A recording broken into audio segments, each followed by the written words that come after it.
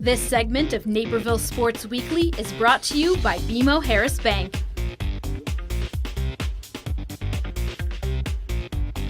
I am here with senior running back for the Benet football team, Marty Dosen. Thanks for joining us. Yeah, thanks for having me. So first thing I want to start off with was maybe not your team's, but what was your expectations coming into the season? Well, to be honest with you, I didn't really know what to expect because last year I thought we had a stacked team, but we didn't make it as far as I thought we would.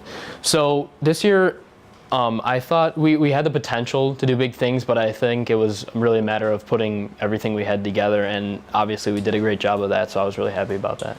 Now, as a senior, did you take a different approach to the season? Were you any different personality-wise? Yeah. Right. Last year, I know I didn't really have as great of a year personally as I thought that I could have. So this year, I really took a step back and focused on training and getting better for the season. And then I tried to calm myself down because last year I went in, to every game really nervous. But I knew that being a senior, it would be easy for me to slow the game down a little bit. So yeah, it was definitely a different mindset this year, and I think that helped me a lot. I started off with running back. You started off at receiver. Was it the first two games? Yeah, it was the first two games. Give me the transition. What was that like? Well, it was around this time, maybe a little bit later last year, that Coach New and I had a conversation, and he said that he was going to have me play more like a slot running back hybrid. And going into the summer, I was pretty excited to do that. But I found out pretty early that it wasn't going to be that easy of a transition for me, especially because I've been playing running back like my entire life. So learning everything was kind of difficult, but once I got it, I thought that I had the hang of it, but then once you try to put those skills into a game, you realize that you're really behind the eight ball. So once he asked me to come back and play running back for Marion Central Catholic, I was pretty relieved, to be honest with you, and I think that worked out in the team's best interest. Yeah, and now your first game, it was part of your wide receivers stint, I guess you could say. When you guys lost that first game, what was you had a players-only meeting, but what was going on in that meeting?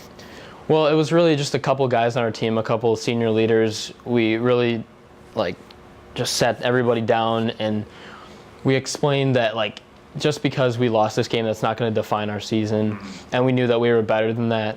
So, without going into too much detail, because that's kind of like a secret thing, but it was really just to tell everyone to keep their heads up, and that one game is not going to define us. And obviously we came back pretty strong. Well, it clearly worked. 6 in a row after that. What was the key, do you think, during that 6-game win streak?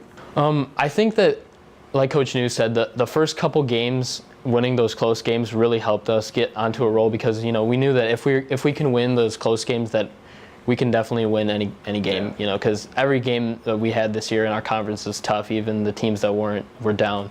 So just getting to know that we can win those close games really helped us. And if you're blowing everybody out and you get in a close game, then it's you get a little nervous. Right. So as a senior this year, now we'll get into the playoffs here. You'd start with the first playoff game. Any game could be your last. What was it like going into each game? I mean, honestly, we felt really confident going into the first game, and at halftime of the first game, we were up, I think, 21-0, maybe it was, something like that.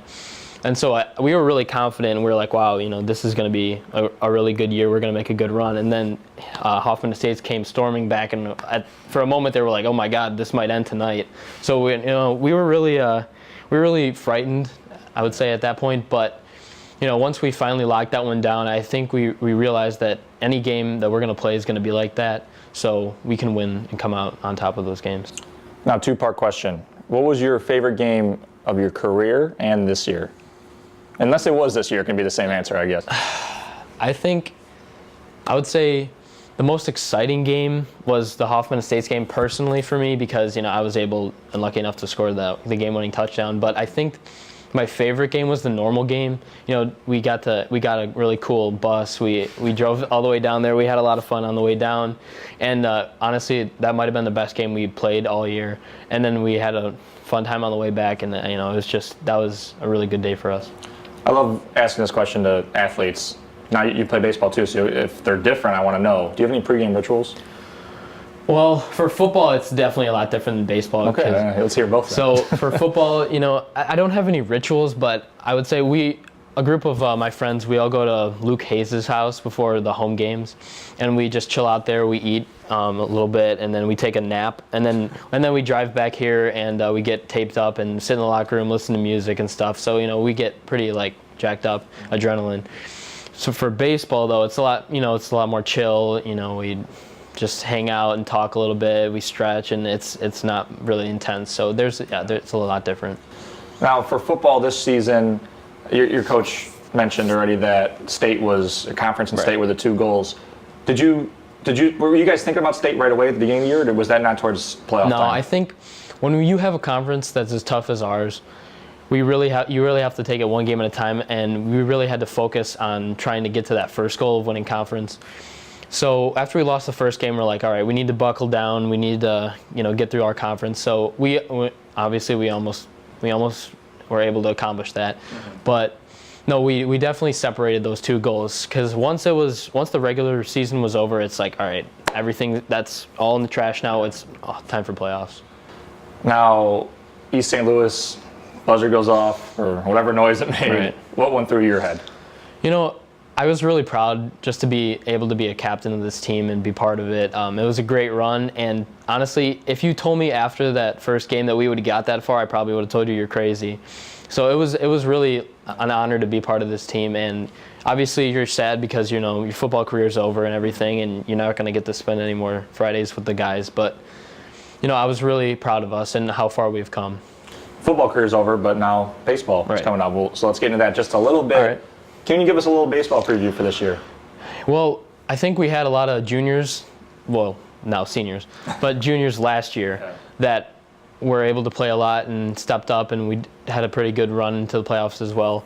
And so I think we're going to have a senior-led team this year for baseball, but I'm really excited about the juniors that are going to be able to play with us. We have Jack Schneider, who started as a sophomore last year. He's going to be football now. Yeah, yeah, it's not the same guy, but yeah. So we're gonna have a pretty good team.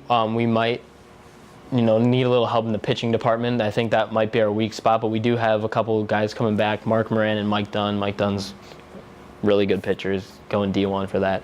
So I think, we're going to have a good season. We're going to get ready coming up pretty soon in a couple months, so I'm looking forward to that a lot.